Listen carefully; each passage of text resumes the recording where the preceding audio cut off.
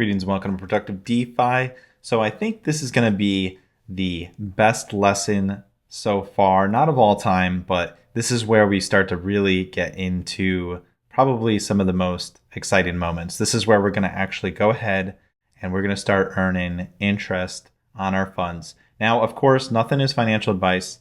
Please do your due diligence, and this is educational purposes only. I'm just going to be demonstrating this. And this is something that you can learn from and understand how DeFi works and how it's possible for someone to earn interest, which is what I'm going to demonstrate here. Now, in this video, I'm going to go ahead and teach quite a few concepts. I figured the best way to teach you how to transfer these funds from our account, such as Coinbase or whichever exchange you're using to acquire your initial funds, and how we get those over to MetaMask. Well, I figured the best way to do that is to just show you by jumping in and getting into some meat and potatoes. You know, we don't want to just send funds over to the wallet for no reason. Let's go ahead and let's do something practical. Let's go ahead and let's start lending some of our crypto and earning interest. That's exactly what we're going to do. We're going to learn about lending and borrowing in this video. All right, so I'm going to take one thing at a time. I'm going to kind of talk through the concepts one at a time. We're going to have to take a couple steps here, but like anything in crypto, or in DeFi, I should say, anything in DeFi, it's not really about just sending our funds around randomly. So that's why I don't want to make a video where I just randomly send some funds over to MetaMask, because right now if I click on MetaMask, you'll see that our funds are zero. We don't have anything in here. We still just have it set up. It's blank. Nothing's happened here yet other than setting up our account. It doesn't make sense just to send something over here for no reason, right? So the way DeFi usually works is you want to find something practical. So what we're going to do is we're going to start off with a really simple practical example. And I just want to forewarn you, I actually am going to pay a little bit higher fees than are necessary to pay in this video, but I want to show you the traditional, the old school way of doing DeFi and transactions in blockchain, because I want you to understand that you can lose quite a bit in fees if you take a lot of people get into DeFi and they're newer and they don't realize that they could be saving, like up to $20 a transaction in fees, or higher. So I want to show you, kind of what not to do I'm going to spend the money so you don't have to. I'm going to pay the fees, and I hope that helps pay for this course, in general, because I hope you can appreciate paying the fees and kind of so that way you don't have to. And you can learn and be educated by watching me do this. And then later on, I'm going to show you a way to do it the same thing, but with cheaper. And I'm going to talk about I'm going to introduce more concepts into your vocabulary and your skill set so that you can navigate DeFi in a more financially affordable way and that you are educated on how to do that. So I'm going to go ahead and I'm going to start off with AVE. So this protocol, AAVE, this protocol is going to allow you to be introduced to the world of lending and borrowing. And there's, when I get to the self-proficiency lesson where I teach you how to be self-proficient in DeFi, and I'll kind of, you'll be able to figure out, because I know you don't know about this protocol and there's others that are out there. So I'm going to teach you how to be self-sufficient, but that's a future lesson. First, I want to focus on, teaching you just one of the protocols at a time so you can understand the underlying fundamental principles, and then later on I'm going to allow you to become self-sufficient. So just kind of taking baby steps, because I don't want to overwhelm you with a bunch of different websites, because there's hundreds of them, but we need to learn how to navigate them. So we're going to learn how to navigate a lending and borrowing type of protocol. And this site is actually one of the most popular protocols. This protocol is it's up there on the list, and so this is probably one that you would maybe use quite frequently. As you can see, there's quite a bit of liquidity locked up in here. That means, when there's liquidity locked up in here, that means people have put their funds into here and they're holding them in this protocol, into this blockchain protocol. So come to this website, and I'm going to show you an important thing when it comes to MetaMask. So the first important lesson here is when you want to connect to something, it'll say launch app. And then after we do that, we go ahead and we click connect to wallet.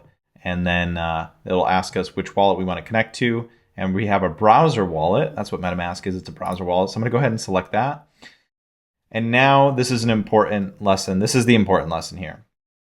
Whenever you have something trying to access MetaMask, it will need your permission. It will need your sign off, basically. So you'll see MetaMask pop up and it says connect with MetaMask. It'll tell you what's trying to connect to it. and it will tell you what it's trying to connect to. This is important because there are scam sites out there. There are things that you need to watch out for. And if something tried to randomly connect to your wallet, you're going to get a pop-up like this and you can deny it. So don't always just click next. Make sure you check, you're on the right site, it's the correct protocol, you trust it. And if you trust it, then you can approve it. So I trust this protocol. Looks like I'm on the right website. Everything looks legit. So I'm going to go ahead and accept that. That's an important lesson.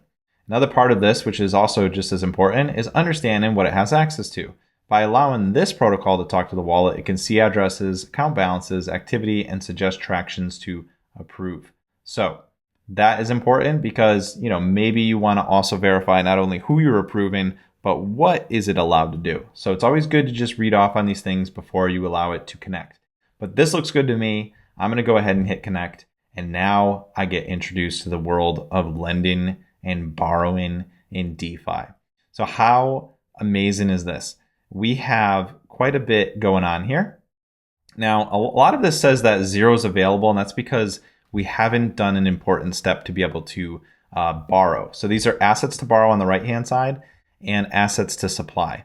And our wallet is empty, so basically we have nothing that we can supply, and because we've supplied nothing, there's nothing we can borrow. So with the lending and borrowing protocols, you can think of this kind of like going to take out a loan on something, and you have to put up collateral on these protocols. So it's like if you took out a second mortgage on your house or something, then what would happen is you would put up your house as collateral, right? And then if you didn't pay your loan, the bank could repossess your house. So it's kind of a similar concept. What we do though is in crypto and in DeFi is we put up assets like coins. So we could put up an Ethereum coin as collateral, and then we could borrow against that. And why would you want to do this? Well, there's a couple reasons. One of them is that we can actually earn interest, as you can see here, by loaning by putting something up as collateral, we can actually earn interest on it. And sometimes we can actually borrow some stuff and pay less yield than what it costs to borrow it.